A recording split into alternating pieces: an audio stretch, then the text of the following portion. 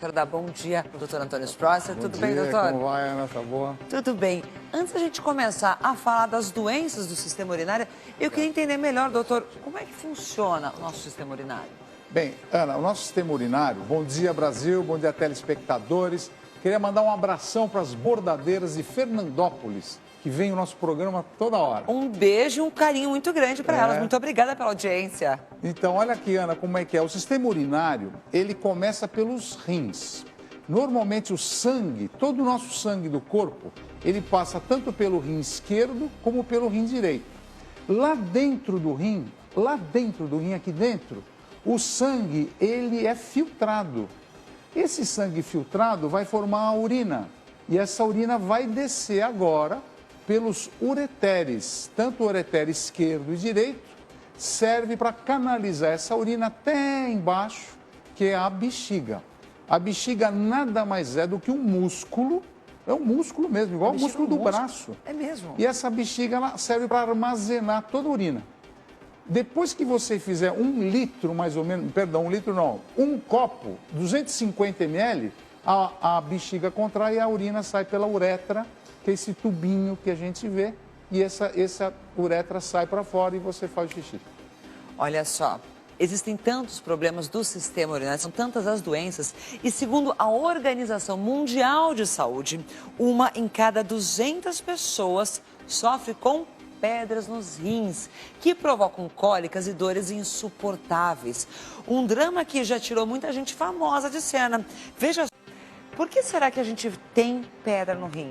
Como é que ele se forma? Existem também tantas coisas, mitos, verdades sobre coisas que a gente... sobre chá, alimentos, não é verdade, César? É verdade, o que pode, sim, o que não pode. E olha, eu estou aqui com uma mesa, com uma bancada repleta de alimentos, mitos e verdades. O que pode, o que não pode, o que ajuda. Aliás, eu estou... O senhor está dando risada? Olha aqui, ó. Tem aqui um que é muito popular, que eu vou discutir já de cara para você. O popular chá de quebra-pedras. Será que esse chá faz efeito? Será que ele realmente destrói a pedrinha lá do rim, que você sofre tanto, com tantas dores e cólicas? Você vai saber daqui a pouquinho. Quadro Você e o Doutor, vamos falar sobre as doenças do sistema urinário. Para começar, pedras nos rins. Doutor Sprosser, por que a gente tem pedra no rim? Como é que ela se forma? O que acontece? Tá, em primeiro lugar é um pesadelo pedra no rim. É sabido que a dor da cólica renal, a cólica que a pedra dá, é muitas vezes pior do que o trabalho de parto. E a mulher, quando tem parto e não toma anestesia, é de quebrar o azulejo, Eu vou te falar uma coisa, eu passei pelas duas situações. Eu posso falar que, assim, elas são muito próximas, a dor é muito forte. Só que a dor de cólica renal, a dor da pedra nos rins, tira o ar de uma forma diferente. É diferente a dor, são muito fortes. Você imagina o seguinte, aqui do meu lado direito, eu estou mostrando um rim aqui dentro, olha. E aqui dentro do rim, essas pedras que vocês estão vendo, é mais ou menos a pedra de verdade, é assim mesmo, olha. A urina começa a concentrar, a urina começa a ficar mais turva e ela tem, olha os tipos de pedra que a gente tem no nosso corpo. Pedras de cálcio, e quando vocês estão lendo pedra de cálcio, pode ser fosfato ou oxalato de cálcio. E onde tem cálcio é perigoso porque você pode ter, muitas vezes a pessoa tem pedra de cálcio e não sabe que tem. Outra coisa que é importante, pedra de ácido úrico. Muitas vezes a pessoa tem ácido úrico no sangue, fala, ih, doutor, eu tenho gota, a gota minha dói muito, então a pessoa não sabe que ela pode ter cálculo no rim, pedra no rim, com ácido úrico. Aqui embaixo, pessoas que têm muita infecção urinária, muitas vezes, podem desenvolver pedra de estruvita, que é uma outra substância química. E, finalmente, pedras de cistina, que é uma doença metabólica mais rara. Mas quando eu falo de pedra no rim, geralmente eu estou me referindo à pedra do cálcio ou ácido úrico, que são as mais famosas. São as mais comuns. As mais comuns, aquelas que vocês às vezes nem sabem que tem pedra no rim, você está fazendo xixi, de repente sai uma areia, e essa areia, você está vendo, é isso aqui, ó. Mas quando essa areia sai, dói, né? Dói muito. E sabe, olha só que loucura. Quando essa areia sai, é comum sangrar também, doutor? Sangra. É comum. Sangra. É comum.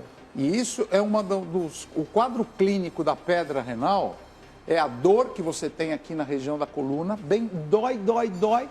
Só que às vezes a pedra ela vai se deslocando, ela vai descendo aqui E a dor, ao invés de ser aqui, ela passa na frente agora. Muitas vezes você vai para o pronto-socorro com uma dor na barriga, é pedra no rim, porque a pedra já mudou de lugar. E às vezes a pedra desce, ela fica dentro aqui da bexiga, tá vendo a pedra dentro da bexiga? E a dor agora vai ser aqui na frente. Então, conforme a pedra vai descendo o rim, conforme a pedra vai aqui, está no ureter, ó, aqui ela está parada. Quando a pedra para aqui, a dor é insuportável, às vezes nessa região da frente. Então, e você vai fazer xixi e sai sangue, porque a pedra, quando ela vai se deslocando aqui dentro, ela vai raspando tudo aqui dentro.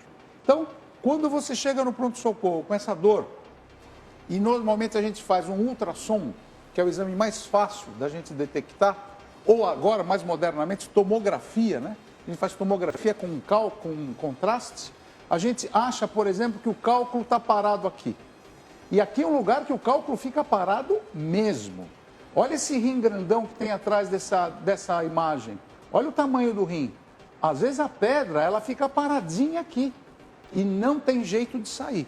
Quanto mais água você toma, quanto mais soro o médico dá, mais o rim fica obstruído. A água fica dentro do rim, ó, não vai embora.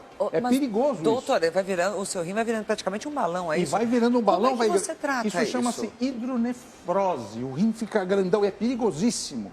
Então, o que você faz?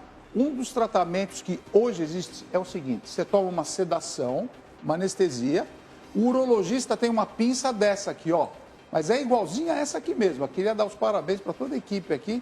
Olha como ele faz, ele entra dentro da uretra, ele entra aqui dentro, ele localiza a pedra onde ele está. Ele vai pelo canal da uretra? Vai pelo canal da uretra, entra dentro da bexiga, ó. Olha como ele vai, o caminho, ele entra aqui, entra dentro da bexiga, ele entra dentro do ureter e vai buscar o cálculo onde ele estiver. Aí ele faz assim, ó, ele chega nessa região e puxa o cálculo, olha, ele puxa a pedra, olha, ele vai puxando, vai puxando, vai puxando, vai puxando. Doutor, eu só de olhar o senhor fazer essa imagem, essa cena, reproduzir isso, eu estou começando a ficar com dor aqui atrás. Isso deve doer muito para fazer, não dói? Mas você está anestesiada. Você está anestesiada. E aí ele pega com a pedra... Não sente nada. Não sente nada, não sente dor, porque você está sob sedação. Aí depois que você pega a pedra, sabe o que é o ideal fazer? É não jogar fora. É você levar essa pedra para um laboratório e ver do que ela é feita. Por quê? Ou ela é feita de cálcio, ou ela é feita de ácido úrico. A gente tem que saber isso aqui. Por quê? Dependendo do que ela é feita, existe o tratamento. Existe a comida que você pode, a comida que você não pode. A comida influencia nisso mesmo? Muito, Ana, muito. Tem Por falar nisso, aliás, nós vamos mostrar aqui para você o que é mito e o que é verdade com relação aos alimentos.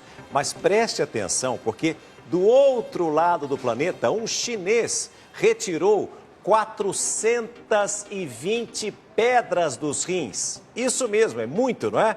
Mas isso poderia ter sido evitado se não fosse um pequeno e único detalhe. De acordo com os médicos, o que causou as pedras nos rins do chinês de 55 anos foi o consumo exagerado de tofu, um alimento de soja com grande quantidade de proteína e cálcio. Os médicos dizem que o homem deveria ter tomado mais água. O paciente passou por uma cirurgia de 2 horas para remover todas as pedrinhas. Após o susto, o chinês disse que levaria as pedras para casa como um lembrete para beber bastante água e diminuir o consumo de tofu. Mas tofu não faz bem?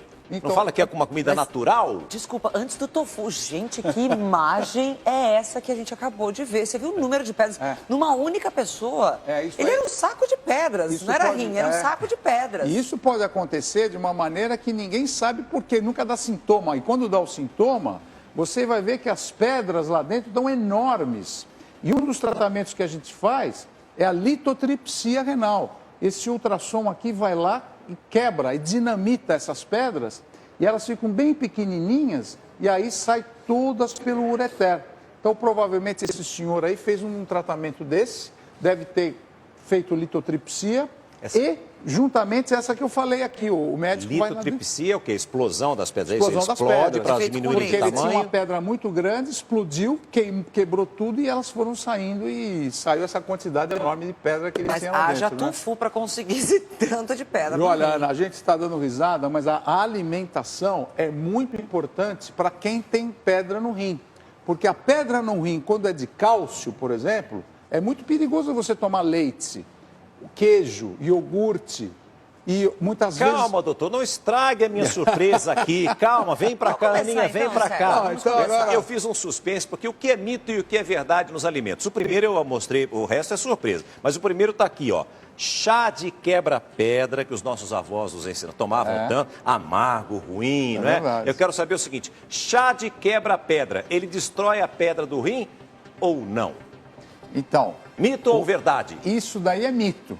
Porque, na verdade, o chá de quebra-pedra foi muito estudado aqui no Brasil pelos médicos da Unifesp.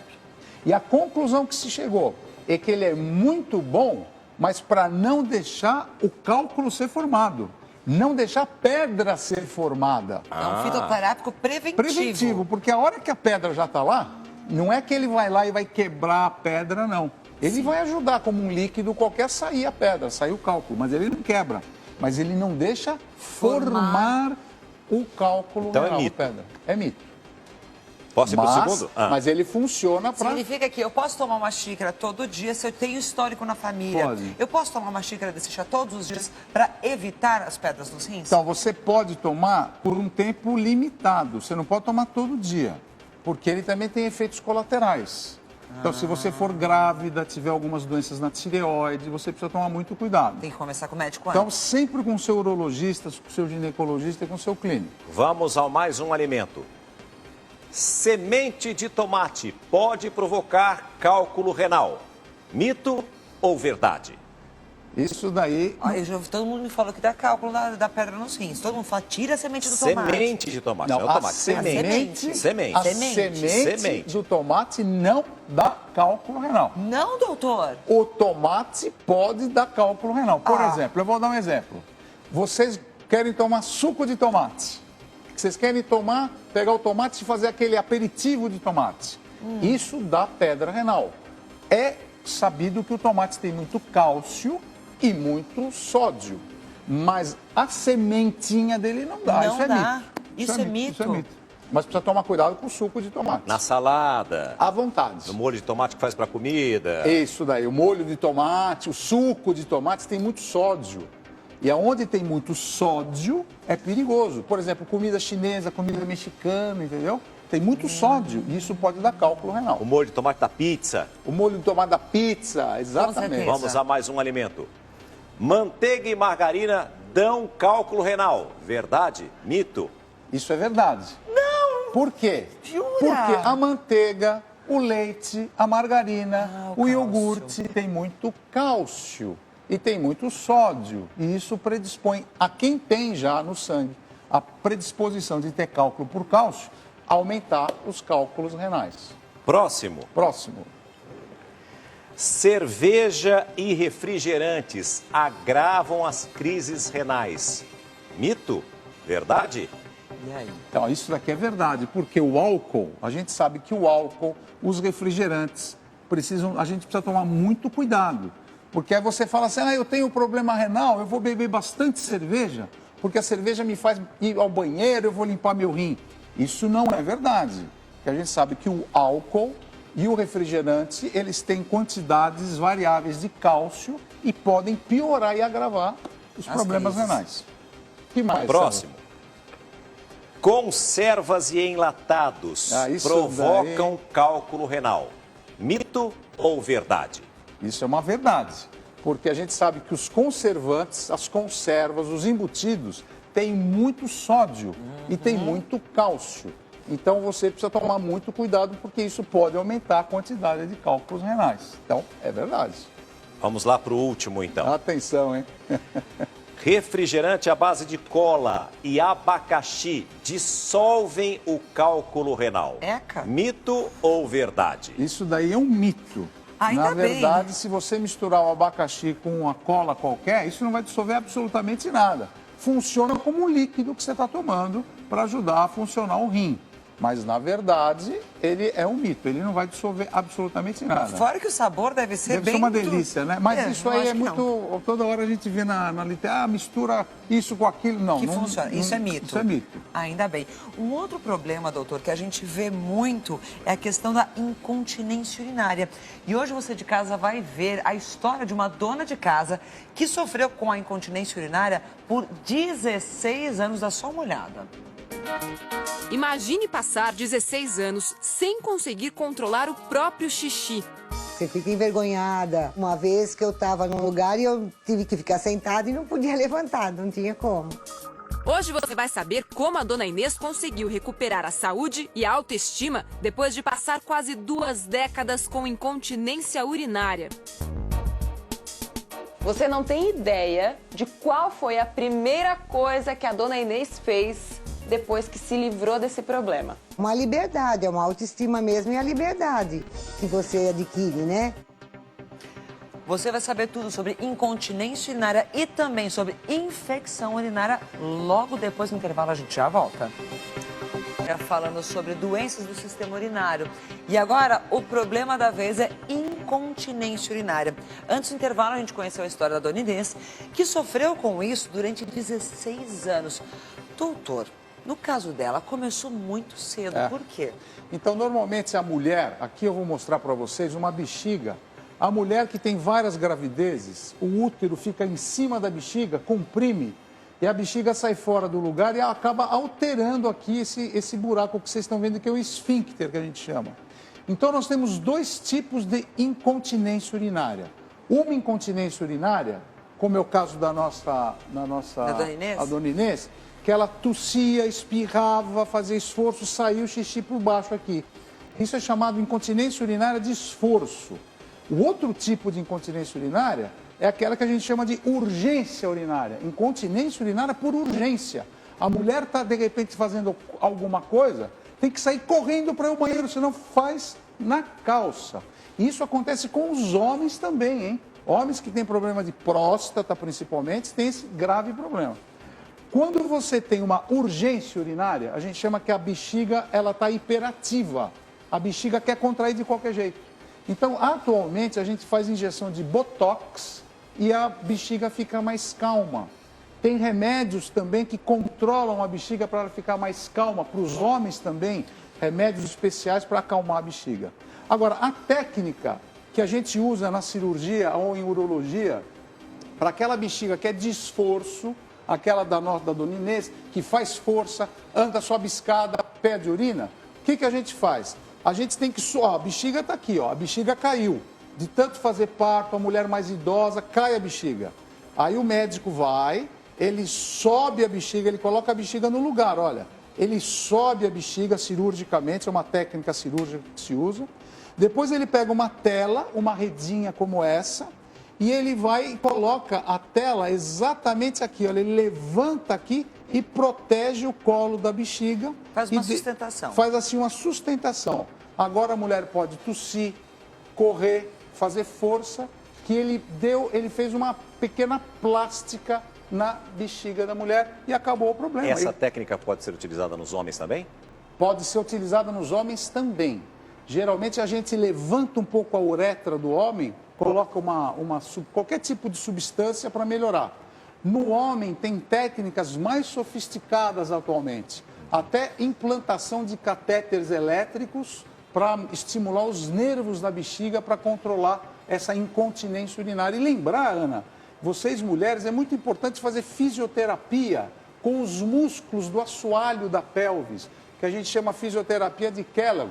Isso é uma fisioterapeuta que morou nos Estados Unidos, que ela ensinava a contrair os músculos da bexiga, fortalecendo esses músculos. Aproveitando que o senhor está falando em fortalecer os músculos, mulheres que praticam muito esporte, fazem muito abdominal, correm o risco de ter esse tipo de problema? Olha, se a mulher teve vários partos e se a bexiga dela teve um prolapso e teve queda, o exercício abdominal, ele vai melhorar a musculatura do reto abdominal. A parte superior. Mas ele pode piorar a situação da bexiga. Então significa que existem exercícios para você melhorar a parte da pelvis. Isso chama-se cinesiologia, é a fisioterapia dos músculos da pelve. E tem diferença de parto normal para cesariana ou não? Não, geralmente o parto geralmente qualquer parto, qualquer gravidez que você tenha, a gravidez desloca o útero para baixo. E esse deslocamento do útero e da bexiga, a bexiga fica fora do lugar. E é isso que causa a incontinência urinária. Isso. Eu só quero dar um recado para o vô e para a avó, que sempre acompanha a gente, que normalmente eles têm muito medo, a vozinha tem medo de fazer. Por mais que diga que é uma cirurgia, é uma técnica muito fácil, não tem corte, você volta para casa rápido e resolve o problema, não é verdade, doutor? Verdade. Hoje em dia, os urologistas, os cirurgiões, eles estão com essa técnica muito avançada e não é difícil. Mas precisa ver sempre a consulta com o médico que cuida, que é ele que vai resolver o tipo de cirurgia.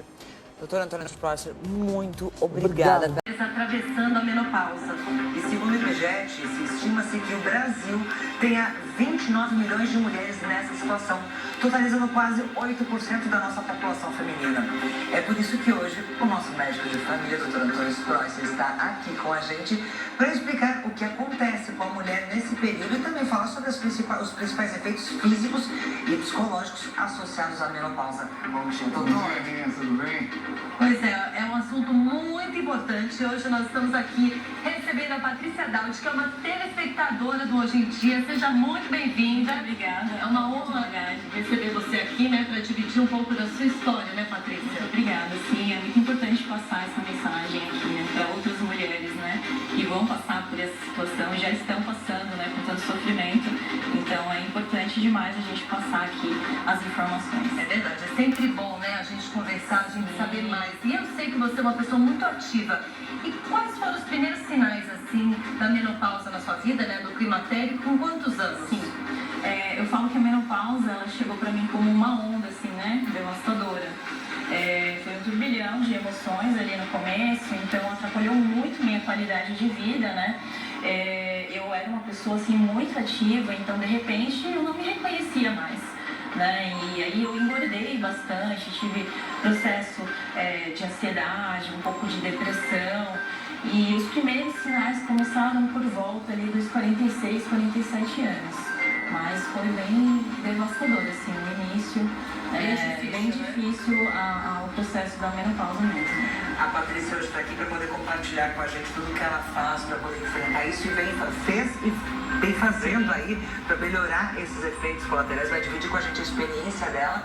E o doutor Antônio Prosser vai explicar o que acontece dentro do nosso corpo. Então, eu acho que para a gente começar a entender um pouco mais sobre esse assunto, e eu acho que aqui é bom chamar a atenção de todas as mulheres, independentemente da idade, novinhas e mais velhas, vale para todo mundo, quem está chegando aí próximo também nesse período.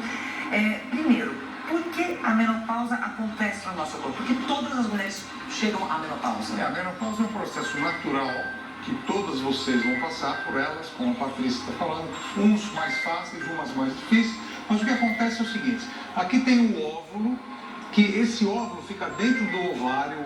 Quando você nasce, você já nasce com uma carga já, vamos supor, 5 milhões desses óvulos. E em cada ciclo menstrual que a mulher tem, você tem a fase folicular, que são os 14 primeiros dias, que aqui é o estrógeno que está entrando em formação. O estrógeno é responsável. E depois a progesterona é responsável pela fase luteínica. Então, esse ciclo menstrual, quando você não engravida, o que acontece? Os óvulos são jogados fora. Então, você tem uma carga ovariana e essa carga vai diminuindo. Chega no final, você já tem uma carga ovariana muito baixa. Mas, como eu falei de estrógeno e progesterona, são esses dois hormônios que são os responsáveis pela vida da mulher. E é muito importante entender isso, porque com o passar do tempo, esses hormônios vão diminuindo, a atividade reprodutiva da mulher vai caindo, e aí chega no período do climatério. E esse período do climatério é dividido em 3 fases: o perimenopausa, a menopausa e a pós-menopausa. Então a gente tem que atravessar esses períodos em que todos vocês vão atravessar. Todas nós mulheres, em algum momento da vida a gente vai passar por isso. Eu queria saber de você, Patrícia, como é que foi, por exemplo, o seu período menstrual ao longo da vida? Foi sempre irregular? E a partir de que momento você começou a perceber as mudanças até chegar à menopausa? Certo. Sim, o meu período sempre foi assim, bem reguladinho, né? E os primeiros, né, sinais foram a partir entre 46 e 47 anos. E aí eu tive essa irregularidade menstrual. Então, ora vinha um fluxo muito alto, ora não vinha, ou atrasava, né? Ou vinham duas vezes ao mês. Então eu tive sim essa irregularidade inicial. Então esse foi um dos meus primeiros sintomas. Agora, doutor, eu queria saber o que acontece dentro do nosso corpo quando a gente está na menopausa. Então eu vou explicar bem do lado aqui da Patrícia. Obrigado, Patrícia. Acho que aqui. A mulher, olha só, essa menina tem 20 anos de idade, o tamanho dos ovários dela são ovários grandes. Esses ovários é que produzem os hormônios principais, inclusive testosterona, e dá viabilidade uterina, colo da vagina, musculatura, ossos, cabelos e pele, todas as características que esses hormônios dão no corpo da mulher. Olha o que acontece agora quando a mulher entra na menopausa. O tamanho dos ovários diminui bastante, como se fosse uma atrofia dos ovários. O útero involui, a vagina, a musculatura, os ossos, a pele, queda de cabelos. Então é um quadro sistêmico que acontece na vida. Por quê? A progesterona e o estrógeno, que sempre oscilam na corrente sanguínea da mulher, eles nessa fase, os dois estão muito baixos. E isso é que eu vou mostrar agora para vocês lá dentro do nosso corpo, como que funciona. Quando você nasce, você tem esse somatório de ovos, 5 milhões, na puberdade já diminui para 500 mil, 37 anos cada vez menos, até chega uma fase que você não tem mais óvulo. E é aí que você tem a sua menopausa, você não menstrua mais. E é nessa fase que você tem a menopausa. Olha agora com os hormônios. Você tem a idade de 20 anos, você está cheia de estrógeno, cheia de progesterona, cheia de testosterona. A partir de certa idade, e principalmente 40 anos, vai diminuindo, como a própria Patrícia falou, uns 40 e poucos anos com ela, aos 50, aos 60, aos 70, vocês vão ver aos 80 anos, e praticamente a mulher não tem mais hormônio na corrente sanguínea. E essa queda é que dá os principais sinais, sintomas clínicos da mulher que entra no climatério. Patrícia, eu queria saber de você, quais são os fatores que você acha que foram desencadeantes para acontecer a sua menopausa? Porque ela veio bem cedo. Sim, no meu caso foi a idade avançada mesmo, então foi o processo de envelhecimento mesmo, né? Então eu entrei na menopausa, acredito que no período normal, então foi o processo de envelhecimento da mulher. Exatamente em que idade? Foi com a menopausa mesmo com 48, aliás, perdão, a menopausa mesmo com 50 anos. Então eu passei pelo climatério e a menopausa, então quando eu tive a minha última menstruação foi com 50 anos. Então isso é importante que a Patrícia está falando, porque essa fase que a mulher entra nessas alterações, como ela falou da menstruação, é o que a gente chama de perimenopausa, que faz parte do climatério. Como eu expliquei, o climatério tem 3 fases: perimenopausa, menopausa e pós-menopausa. Ela começou dela aos 45 anos, que ela explicou bem que a menstruação já começou a alterar, é aí que começa o problema. Agora, doutor, então quer dizer que o fator de risco, assim, é a menopausa precoce, é isso? Os fatores precoces, me dá licença, eu vou passar um pouquinho aqui do lado de você, aqui, só para falar um pouquinho. Você falou da menopausa precoce. Esse é o principal fator de risco? A menopausa precoce é quando a mulher entra no climatério já aos 40 anos, até antes, aos 33, 34 anos, já começa o período. Aliás, conversando com algumas amigas, eu tenho alguns casos de conhecidas que aos 38 anos começaram a passar por essa irregularidade e aí chegou a menopausa precoce. Então, Ana, isso é o que eu queria falar. O caso da Patrícia, que ela está aqui, é o caso normal. Normal, né? 45, 46, 47, 48. Mas a precoce tem alguns fatores de risco. Quais são? Primeiro, hereditariedade. A avó, a mãe que teve a menopausa precoce pode ter cirurgias do aparelho reprodutor. Por exemplo, você, mulher, tem um tumor no útero, mioma. Nós vamos ter que tirar esse útero muitas vezes. E muitas vezes vão tirando o útero, mexendo no ovário, você entra na menopausa. Distúrbios emocionais. Atualmente, as mulheres estão submetidas a um forte fator emocional. Por exemplo, síndrome do pânico, depressão, morreu alguém na família que você não estava esperando.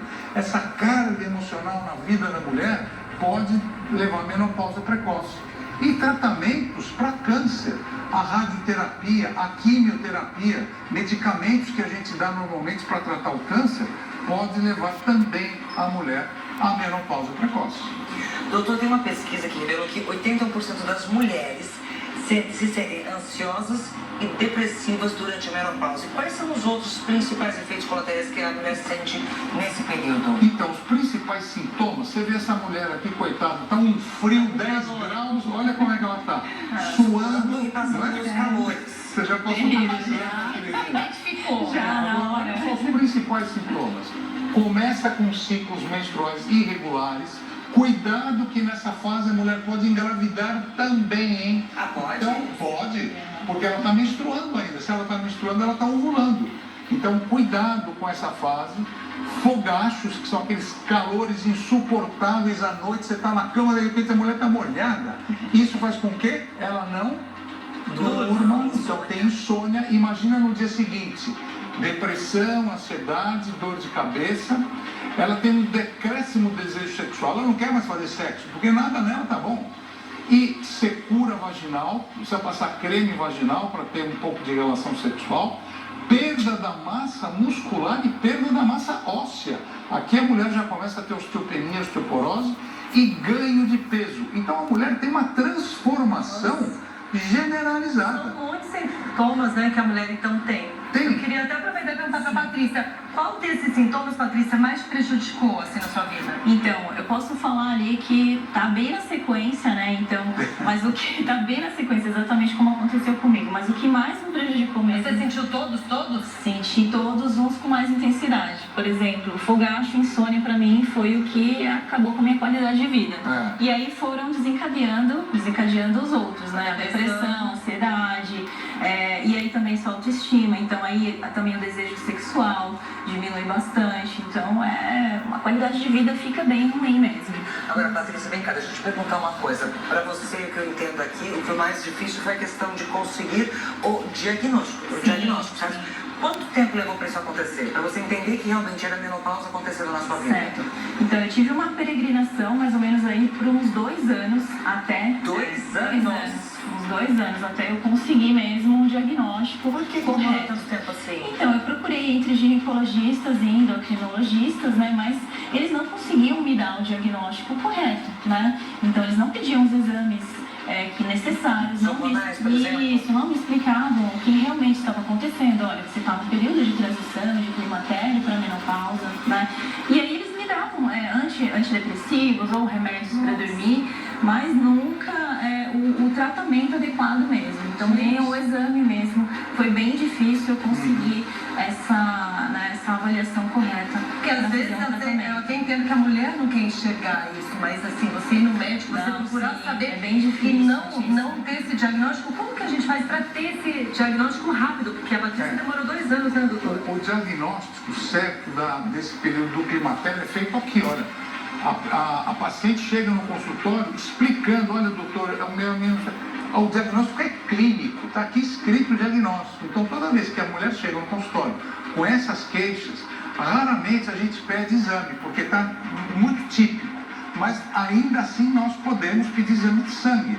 Medir o estrógeno, medir a progesterona, medir a testosterona, o FSH, que é o hormônio folículo estimulante. Então, tem alguns exames que nós pedimos, mas o diagnóstico basal é o clínico mesmo. Agora eu queria saber, Patrícia, hoje, como você está e qual foi o tratamento assim melhor para você?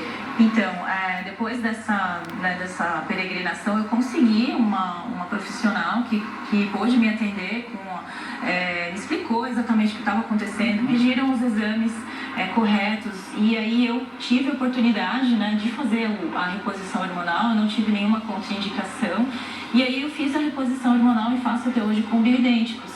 E é claro, não é só a reposição hormonal, né? Existe todo um estilo de vida que você precisa mudar. Então você tem que ter ali um estilo de vida saudável. Então, todo aquele peso que eu tinha, né, que eu ganhei, aqueles 8 quilos, eu tive que perder, desinflamar o meu corpo, para que essa reposição realmente viesse como uma aliada para mim, né? E aí as duas coisas juntas, né? O estilo de vida? O estilo de vida mais a reposição. E aí eu consegui recuperar a minha qualidade de vida. Agora, doutora, a questão da reposição hormonal, ela vale para todas as mulheres? Todas podem fazer e devem fazer a reposição hormonal? Não, não pode não. Tem pacientes que não podem fazer a reposição hormonal, principalmente aquelas que têm na família hereditariedade para doença cardiovascular, como infarto, acidente vascular cerebral, hipertensão, diabetes. Então, não são todos. Então, a gente tem que avaliar um caso por cada caso. Na maioria das vezes, a gente pode fazer. Então, eu vou mostrar para vocês aqui uma animação como a gente começa fazendo. Esse medicamento oral pode ser já reposição com estrógeno, com progesterona.